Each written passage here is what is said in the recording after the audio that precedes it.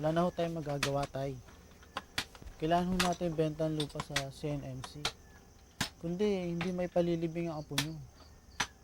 Hindi rin ho sapat yung nahiram kong pera sa mga kasamaan ko sa minahan. Wala na ho tayong mahilingan ng ibang tulong.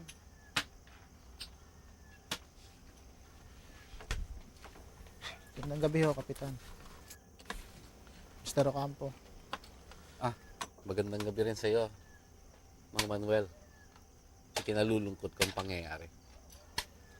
Mabuti at makita ng matauhan ko ang katawan ng anak mo. Bago pa man may nagawa ang baliw na yon.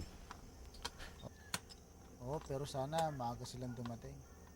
Baka sakaling buhay pa anak ko ngayon kung naabutan nila. Oo nga. Ang kaso, talagang ganun eh. Tanggapin na lang natin. Wala tayong magagawa. Bukas, sisimula na ang pagharap kay Nognog. Huwag ka mag-alala, tutulungan ka namin para makaharap ng katarungan para sa anak mo. Salamat ho. Kamusta naman po kayo?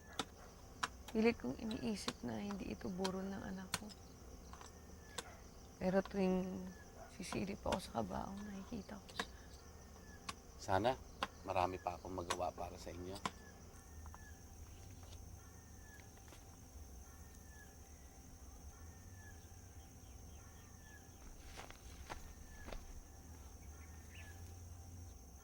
Manuel, naparaan lang po kami para po sabihin na simulan na namin ang paghahanap kay Nognog.